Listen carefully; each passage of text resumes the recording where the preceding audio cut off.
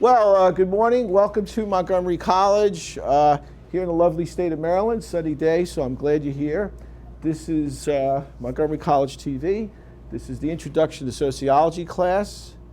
My name is Michael DeAndrea, Professor of Sociology. And we're here today to talk about our term paper, our class term paper. But before we get to that, what I wanted to do is talk briefly about the course design, how this course is designed. For Introduction to Sociology, I like to think of it more as an invitation. It sort of has a more welcoming feel to it.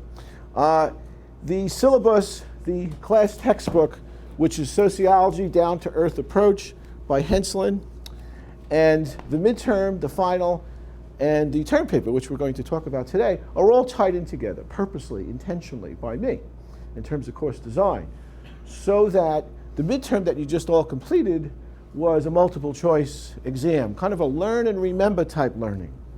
Not the highest level of learning, but it's a good start.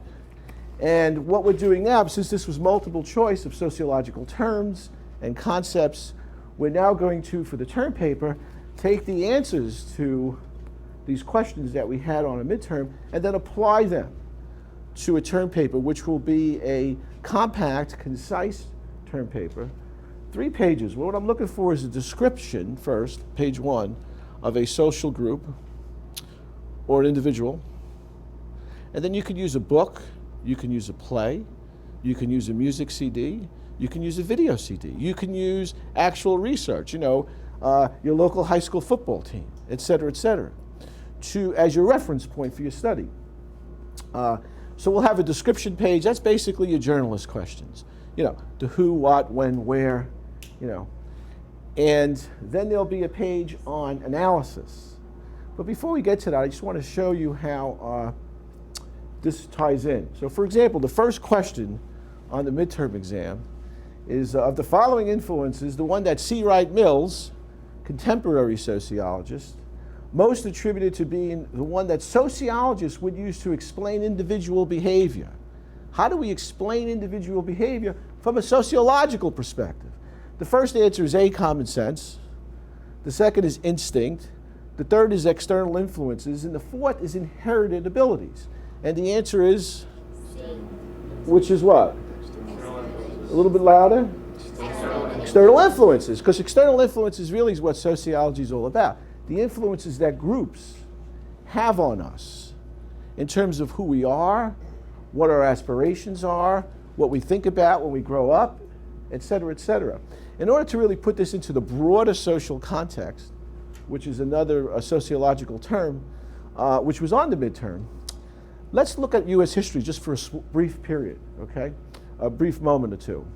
If we looked at 1776 as a starting point, a Declaration of Independence from Great Britain, et cetera, and you think about what life must have been like in that socio-historical context, the culture, the material culture, the non-material culture, the way of life was radically different than ours. Radically different. How so? First off, it was primarily before contact, before Europeans landed here. You need to know this.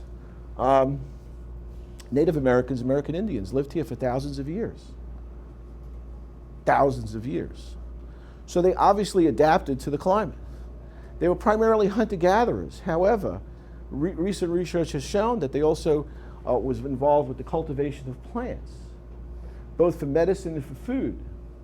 I meant to bring it today, but I forgot, sorry, an arrowhead that was found by my father-in-law, of all people, in a small town called Union Gap, Maryland, which is near the Chesapeake Bay and near fresh water, where the Native Americans wanted to live. Anyway, they had a hunting and gathering society. So when the English settlers came, John Smith, et cetera, they encountered these small hunter-gathering societies and Native Americans, and what they would do is they were nomadic. They moved from place to place. They were small because they just lived off the land. So that's what it must have been like then. Now, if you were in the United States, let's say anywhere from 1776, let's say to 1800, and you were born then, if you were anything other than a white Anglo-Saxon male, the chances were pretty much that you weren't going to college. The chances of you becoming the President of the United States were what? Think back, 1776. Let's say you're a female. Let's say you're black. Let's say you're me, Italian American. what would be the chances of any of us, unless you were wealthy, white Anglo-Saxon, becoming president of the United States? Zero, right? It wasn't going to happen, right? We had slavery then. Women didn't have any rights to even vote. I mean, it was horrific. However, for the people in that time, that was their social reality. So, you move along and you go to, let's say, 1860, you have the Civil War happening. We abolished slavery after the Civil War. However, still, if you want to become president of the United States, just as an example, in ways in terms of the influence of the broader society on us, in terms of what we think about, what we believe, what we do. I mean, think what it must have been like for, let's say, women and black folk and ethnic groups. We know from our sociological research that people were lynched just because of who they were in parts of this country. You know, for example, that after slavery, the agricultural industry down south, how to bring in some people to now pick the cotton, and they brought in Sicilians, and they did the work. So, moving along in time, if we get to what changes society, what makes society change, is the technology. So when the Native Americans encountered the English, they didn't understand this idea of owning property. They didn't know how to plow the earth. So the plowing of the earth allowed agriculture communities to develop, where now you didn't need everybody working to hunt and gather food. Now you only need a smaller population to try to grow the food. And so you had other people doing other things. It's considered the dawning of civilization. That's when people started getting into the arts, et cetera, et cetera. Just to give you a brief history. So you move along, and the next invention was the steam engine. For the first time in the history of Earth, we now have machines doing the work that animals did and humans did. So that changed. What did it do? It kicked us out of the farms, so to speak. Most people that worked on the farms were poor. In Italians, paisanos, peasants, if you will. And they came to work in the cities. And what did they encounter when they came to work in the cities, both primarily in Europe and the United States, was factory work where the wages were very low. There wasn't anything called a minimum wage. There wasn't any health benefits. There wasn't any retirement, 401ks. There wasn't holidays. You didn't get time off for your birthday. You called in sick, you got fired. You wanted to join a union, you got fired. You spoke up, you got fired. You worked for minimum wage. They employed children in factory work, 9, 10 hours a day, because the people needed the money to live. So at first, industrialization, although it became more efficient, more effective, led to rationality, created a lot of wealth for some people, not for everybody. Eventually, though, around 1950, things started changing again. For some reason, there was a confluence of events where the society became more technologically advanced, and consumers wanted goods. World War II ended, and what happened at the end of World War II? We had the GI Bill, where for the first time, thousands and thousands of people, common people like me, let's say, were able to go to college because they had the ability to. Take Montgomery College, 1947, 48, I believe is the date. So there wasn't a Montgomery College before then. The universities that existed before then were primarily for the very wealthy. Very few people went. So now, everybody's going to college because we need more engineers. We need more scientists. We need more journalists. We need people to make the machinery, to take care of it, et cetera, et cetera. So technology always changes. So you move on to contemporary society, the microchip, another invention. Changed this again, radically. How so? Well, just think of the internet. The ability to cross continents, across the nation with messages, the ability to work from home. We now live, we call it a post-industrial society. It's more like a knowledge society. The United States was the first society that had more people working in knowledge, information, and services than they did manufacturing.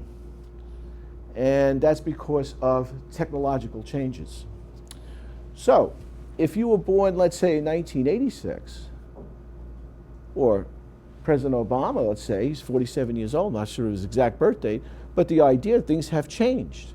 Now there's hope for anyone that could become president of the United States. So that's a major change. And how does it impact us? Well, if you were looking for a career, which I'm sure you are, it's why you're here in college at some point, manufacturing right now in the United States is at an all-time low. It's like 11.7%, I believe, of the population in the United States is actually working in manufacturing. Everybody else is either doctors, lawyers, teachers, engineers, journalists, et cetera, et cetera. Okay, so let's get back to the term paper. Just wanted to give you a brief history. So you see the force of society then. Imagine just for a moment, before we go to the term paper proper, imagine what it must have been like, life must have been like, let's say if you were a Native American and these folks come, these Europeans come, and they just start taking over, they start owning land, et cetera, et cetera. It must have been really scary. Keep in mind, they lived here, we know this, for at least 10,000 years. Okay, so you're going to have a description of your social group, whatever you pick. You choose it, which is interesting in and of itself, because you choose the social group. You give me a description. Okay. The analysis. This is the part where we get into work. You want to do a macro analysis and a micro analysis.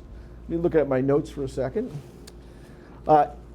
In doing this, I want you to apply at least 10 sociological concepts that were on the midterm terms into the term paper. So, and they're listed on the syllabus, which you have. So concepts like society, social structure, the broader social context, social location, culture, these are all assignments that we've already covered in our textbook. And it goes on and on and on. So for example, Stephanie had a question last week about the terms, and she said, Professor, do we have to put only the terms that you listed on the syllabus into term paper? And I said, no, if you have others, that's fine. This is just sort of recommended. However, there are several I would like to say. In terms of your analysis, there's two types of sociological analysis we do. Macro, which is large scale, and the two sociological theories that looks at it are functional, structural functionalism, and conflict theory. They look at the large scale, the macro. So for example, let's take something contemporary. We just had a midterm election in the society, right? That's how we do things in the United States. We vote, and the people speak, and then we elect representatives in the Congress, Senate, and the President of the United States. So we had a midterm election. Now you have a little bit of a change. You have the House of Representatives. The majority now is no longer Democratic, is now Republicans. The Senate is still controlled by the Democratic Party. However, they do have more Republican senators. And the president, of course, is Democratic. So it'll be interesting to see from a conflict perspective, we would say these groups are conflicting with each other, the Republicans and Democrats. That's fairly clear to anyone that watches the news or picks up the newspaper or talks to anybody on the street. So they would say, well, they're conflicting with each other. Other type of conflicts. Let's say the owner of a store, you go out, you want to open up a restaurant. So you open up, let's say, a restaurant here in Maryland, and you want to hire employees. Well, there's a built-in conflict from the conflict perspective. You want to maximize your profits as an entrepreneur, right? You're in business to make money. The employees that you hire, they want to get maximum wages. So you have sort of a conflict there. The functionalist, and that's true in a lot of situations. So you're looking for conflict there between groups. They view society as having scarce resources, et cetera, et cetera. Moving towards the structural functionalist perspective, they're looking at how society is interrelated and how it functions, how it works. So for example, in our society, we have a high division of labor, very specialized. Example, I don't really know where this bottle of water came from. I think it's from New York somewhere, but it's good. Thank you, New York. And it's tasty. It's good water. But did I make it? No, I didn't make this. Do I even know who made this? No. Do I care? No. All I know is when I put the dollar, whatever it costs, into the machine, it comes out, it's cold, and I can give a lecture. So I say thank you. But we're all interdependent upon one another in this type of post-industrial society. So when you go to the supermarket to buy your groceries, 100 years ago, you probably were on the family farm. Now you don't even think of that anymore, right? It's all wrapped up ready to go, you give them your green and you walk out. So we live in a radically different type of society. So when you're looking at the social institutions of society, in our culture, post-industrial society, they're very formal. So we have formal education. In a hunting-gathering society, you learn by watching the elders. That's how you learn. Life was pretty simple. You know, you went to school by doing. And by doing, it turns out, is very healthy in terms of learning. Active learning, which is why I want you to write this term paper, is doing. So I want you to look at whatever problem you're looking at. So let's say you're examining homeless men, you know, the poor. And as I said, as Henslin tells us in the textbook, he was examining homeless, able-bodied men who were in DuPont Circle in Washington, D.C. And he was trying to figure out, well, okay, who are these people, et cetera, et cetera. So using a conflict perspective, you would say, well, these folks are at the bottom rung of the social class system. In other words, they're as low as you can go because they don't have a job, they don't have a home. As able-bodied men, they're not even eligible in this society currently for public assistance, even for 2 years. So opportunities that are available to us are closed to them, probably due to lack of education, probably due to the fact that their skills are not up to speed in terms of providing anything to an employer. Maybe they get an occasional job. From a functionalist perspective, they would say, well, somehow they're dysfunctional. You know, but they do perform a function. So functionalists would say, well, deviance is almost necessary for society, because without deviance, we wouldn't know what's appropriate. So we would say, well, look, this is not us. They're performing dysfunctionally. They're not working, et cetera, et cetera. So we call them out, depending upon the deviant act. In other words, they're not criminals here, which is a special type of deviance. They're just people that don't want to work for whatever reason. From a micro perspective, the symbolic interactionists, they look at society in terms of social interaction, how people create realities. In other words, how do they survive on the street?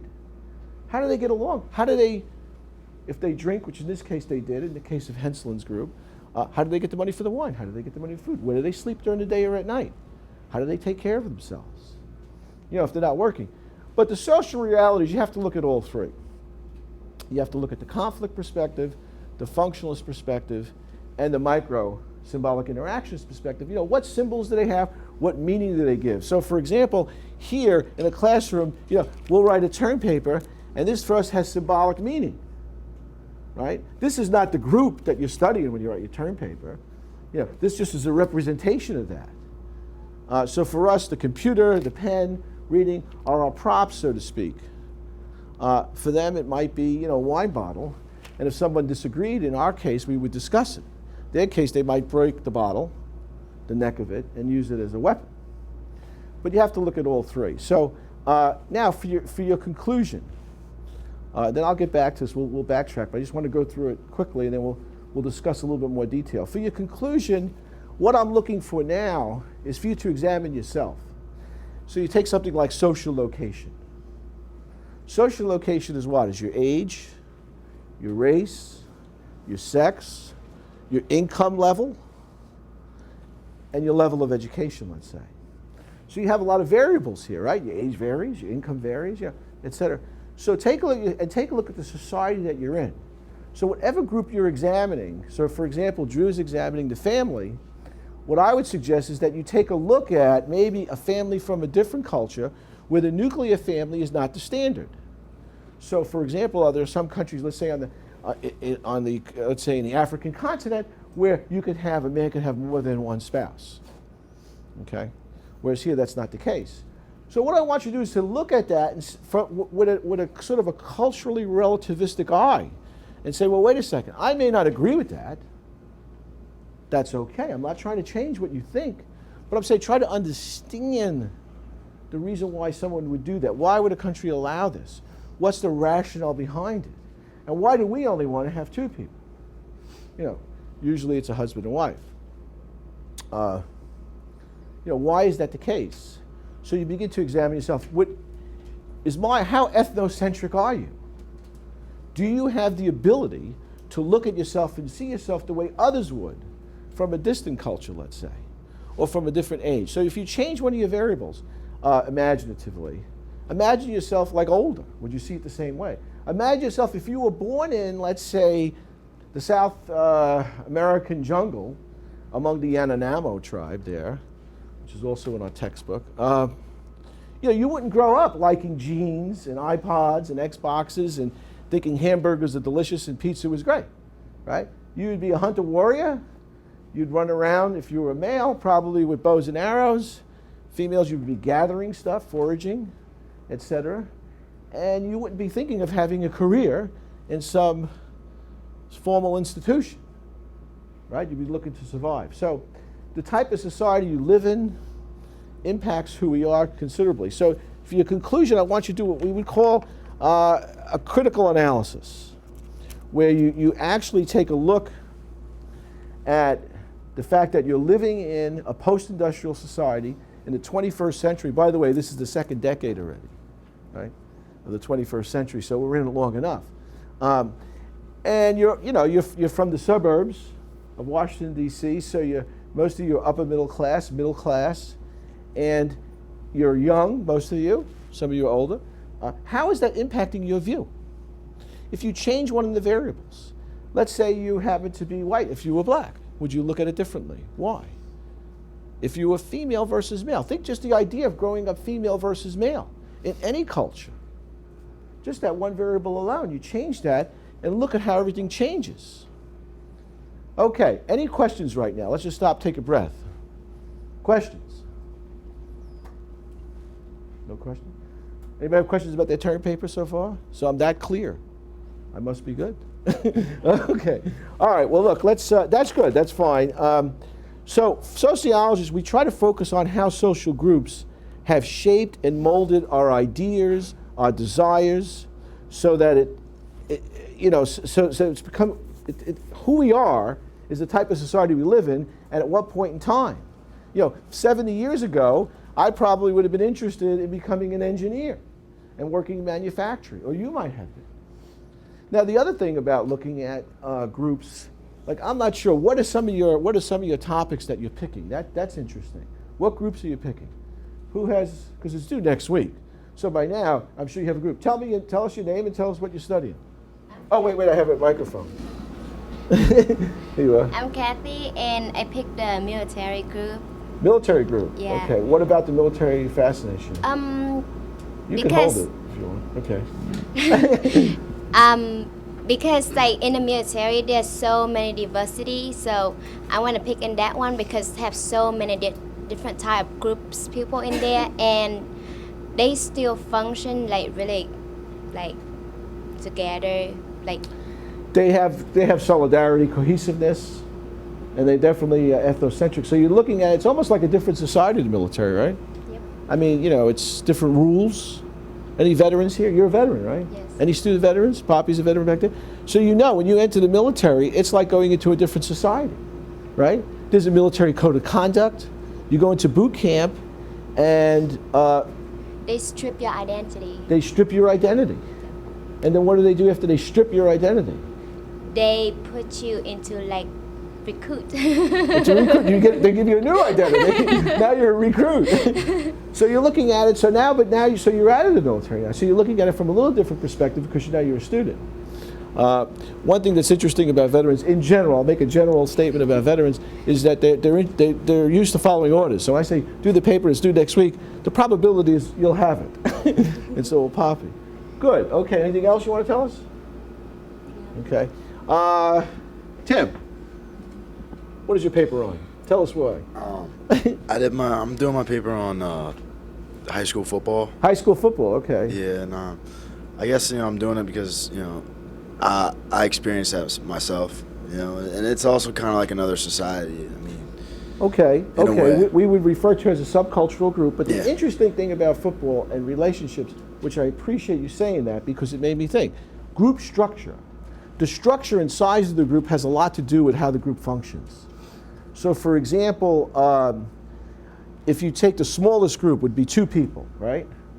Let's just say a boyfriend, girlfriend, husband, wife, 2 good close friends, okay? That's the most intense emotional relationship you'll ever be in, right? Because you just focus on each other. However, it's also the most unstable Why is that, Allie? Why is a dyad, two people, the most unstable? Because you got two people, right? What happens, Leah? The relationship is over. So while it's intense, over. See you later. Don't call, I'll call you. Yeah, but see, with a football team, you like that? Okay, good. I like it too. Okay, football team, because there's more than two people, it changes the dynamics so that, I believe it's 11 people on offense and defense. By the way, Damascus football is doing really well this year, I understand. Good for you. They're second in the metropolitan region this year, just so you know. But if the quarterback goes down or doesn't show up or the lineman doesn't, they just bring in another player. So there it becomes more formal, where every person has a role to play, depending upon the position they occupy. And there are rules. So once you start getting larger, you get more formality. You lose the intimacy of that dyad. You know, you become like the left tackle. What position did you play? I played Left guard. Okay. So you played left guard. So you're the left guard. Yeah.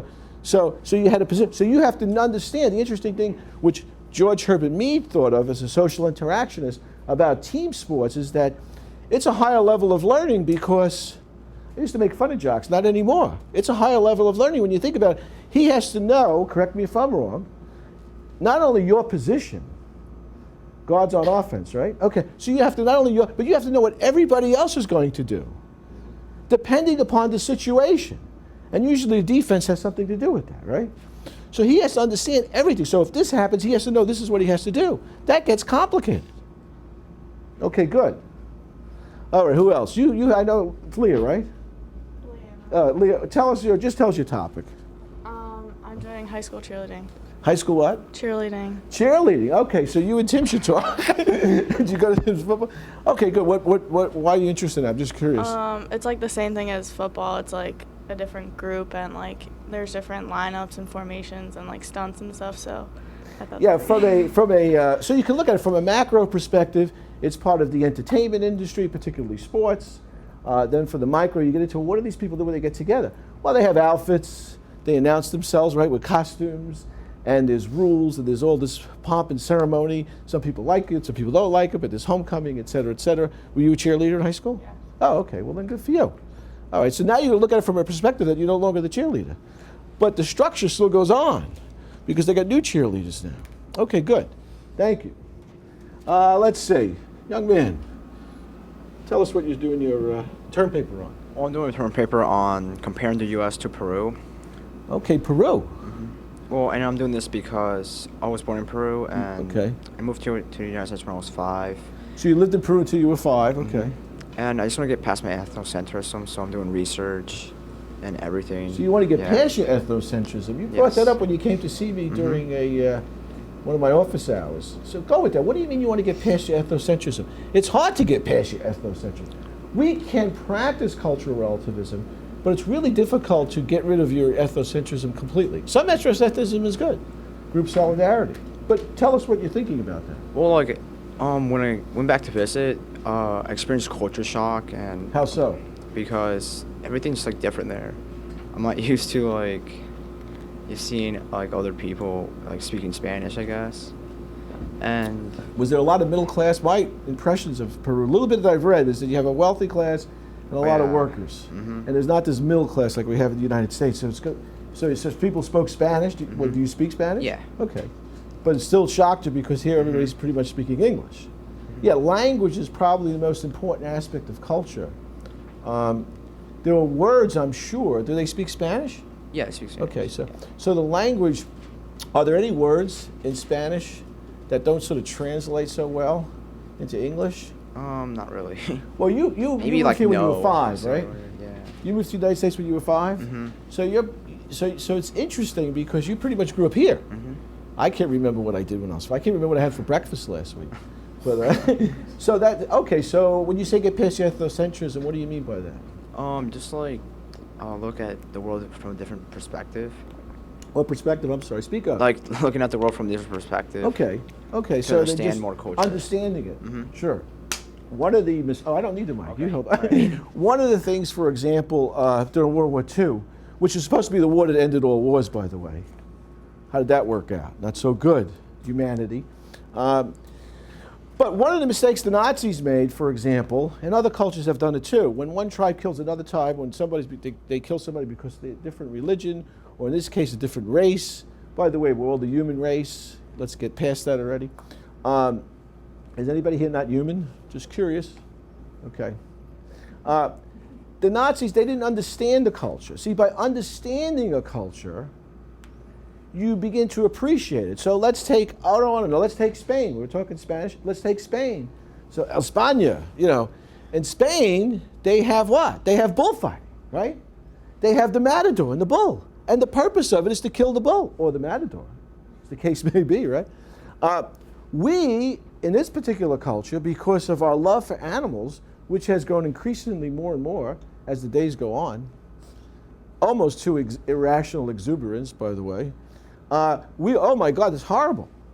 But then you ask, how many people here eat meat? How many people here eat meat? Okay, most of us, right?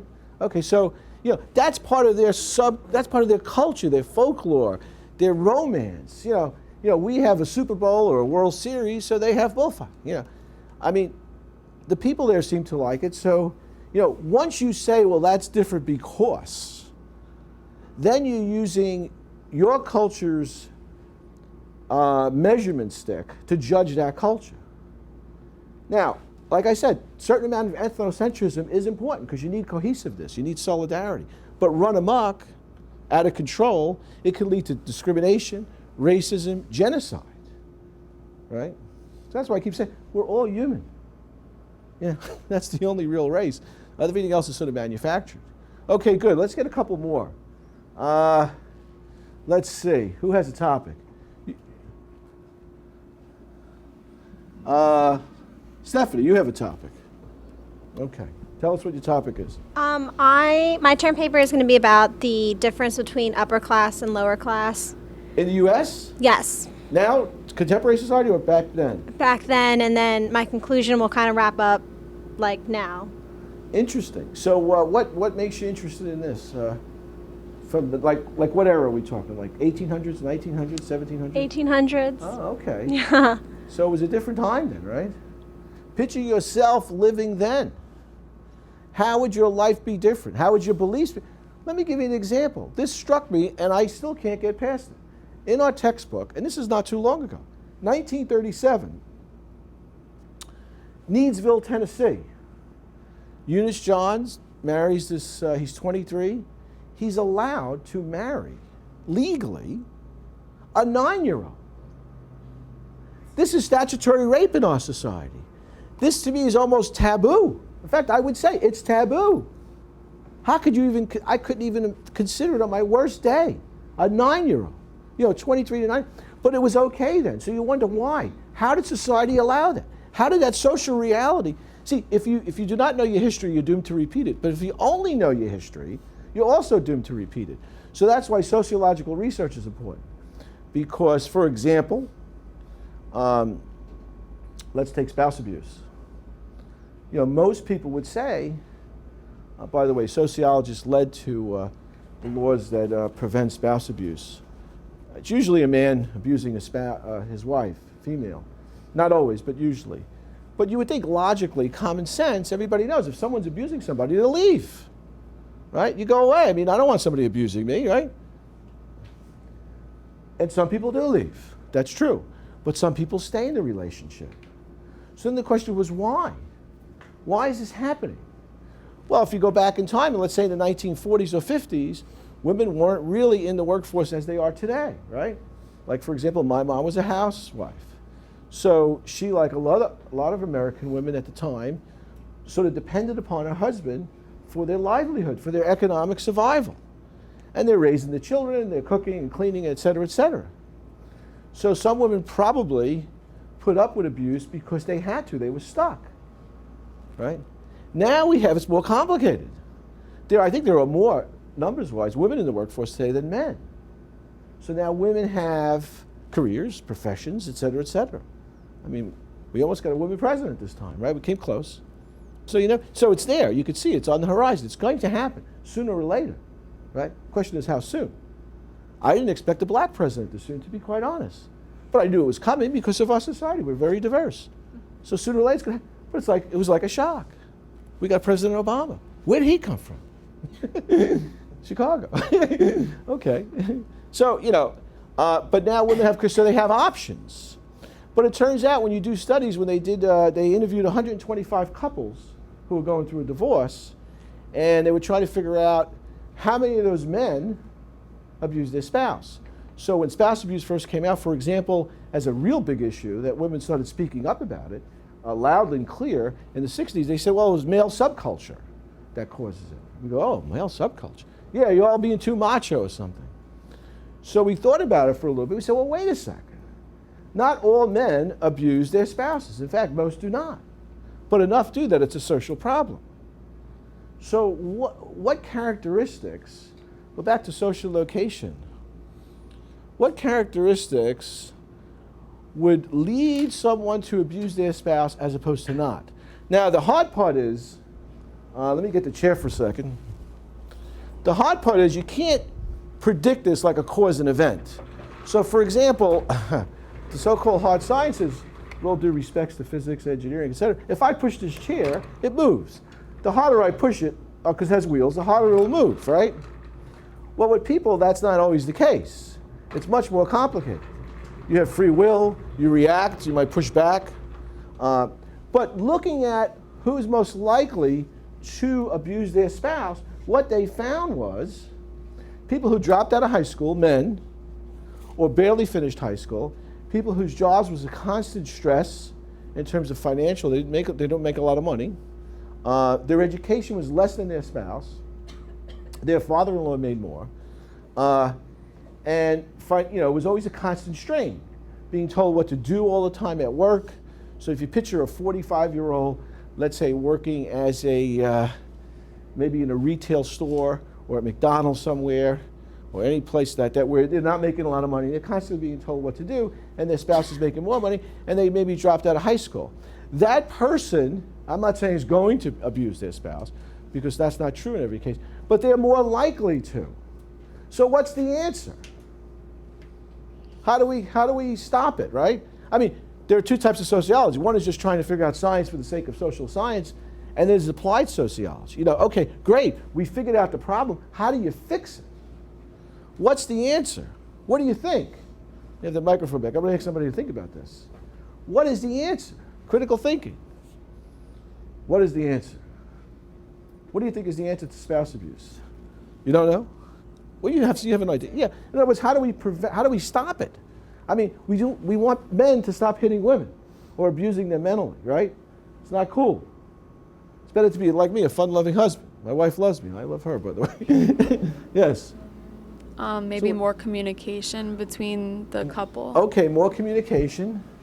I think one variable stands out, but this is my own educated opinion. I haven't done any research on this, but it's clear to me that people who one variable seems to be more powerful than others. And what do you think I'm thinking of? Say that again. What was that? What? Education, yes. Josh. Yes. Oh, hold that microphone. Josh, he spoke up. My heart beats up. Yeah, you're right. Education. Why? Because the studies show consistently, as your level of education changes, the tendency, not in every case, but that is a strong tendency, the income goes up, and the type of occupation you have becomes more independent. So, for example, we have 10 more minutes, I believe. If I want to spend the next 10 minutes discussing this issue, no one's going to come in and say, hey, professor, you need to move on. It's not going to happen. Okay? That's why I like doing this, because it's creative. I get to use this as opposed to that, working with the hands. So that's the difference. We become creative. We use our mind. We explore. We analyze. We provide needed knowledges. In this case, stimulating young minds to do better. Speaking of which, what is your paper going to be on? Mine's going to be on criminals. Criminals? Woohoo! What type of criminals? Well, when you say criminal, what do you think of initially? Tell the truth. Someone who's violating the law, Someone's violating going the law. against social norms. Crime. What do you think of?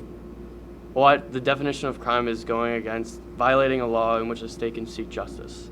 Okay. So But when you it's think of crime, what do we tend to think of? We tend to think of what? We think of murder, rape, Yeah. larceny. Murder, theft. rape. We tend to think of street crime. Drugs, pimping, mugging, stealing, robbing, murder. You know. What else? I can't think of anything. You know, serial killers. You know, that type of thing. They're terrible, by the way. We'll discuss them next week. But we tend not to think of white-collar crime, right? Or I would call elite crime from a conflict perspective. White-collar crime, let's say from or professional crime. So, for example, insider stock trading, purposely dumping chemicals into rivers that are killing people, intentional pollution. For example, if you recall, you probably don't recall because it was a while ago, but about 10 years ago, there was an issue with Ford Explorer. The issue's gone, by the way, by now, all due respect to Ford. But there were issues with the tires and the truck and the SUV turning over and killing people. People were dying on the highways because of this.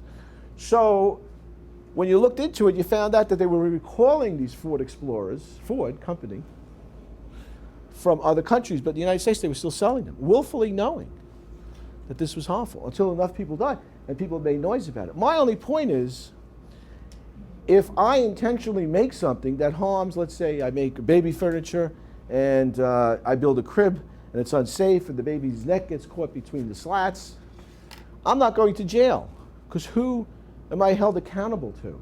The Montgomery County Police, with all due respect, Drew, to your dad who's a police officer, he's not going to investigate that, right? Nor has he been trained to or expected to.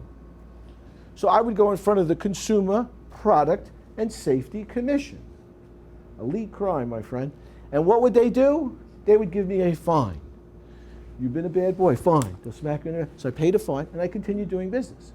Why is that the case? Why do we treat this differently? Why do we even think differently? Think about that when you're doing your paper. Okay. Social class and crime, you know, they have different illegitimate opportunity structures. Look at Madoff. By the way, only in New York do you get a guy named Madoff that makes off with the money. It's a great New York story. Okay, let's see. Let's get one more. Papa. Yeah, you. Tell us your topic and just what you're doing, that's all. First of all, you're a veteran, right? Yes. Well, we salute you. Veterans Day's coming up, so. Yeah, I was thinking about doing veterans. Oh, really? Yes. Okay. Good for you. Yeah. Okay. What, how they're adjusting to college life, or? Not just that. Like coming back from Iraq. Coming back from Iraq and Iran. Exactly. Yes. I mean, Afghanistan. Exactly. Yeah, a lot of them are coming back. What? They're coming back sort of socially, emotionally distraught. The psychologists call it post-traumatic stress disorder. As you know, I did an in-depth case study of a student veteran here at Montgomery College. I'll just use his first name today, although he said I could use both. His name is Brian. I'll see his first name. It was both names because he said it was okay. Smith. So he came back from Iraq, and he experienced what I would call as a sociologist culture shock. Because when you go to a foreign country, particularly during a time of war, you're shocked, A, by the culture, as you are when you go to Peru, but then the shock was the blast. His truck just missed an IED. The IED went off, loud bomb, and it shocked him to his system. Now you understand, this person was, he was what they call a military brat. His father made a career in the military. He planned on making a career in the military. His wife was in the military. He was in for 6 years. But that shock to his system from the blast. Think of a loud thunderclap that comes close to the house. And thinking about that happening on a regular basis, every time you go down a road, just think of the anticipation of having to fear that. When he came home, you know, you're discharged one day, you report to physical training one day, next day you're a veteran. The transition's tough, right? It's not so easy for some guys or women that experience war. War, and he thought there was something for him. I said, you know, there is something that's disturbing you, that's clear.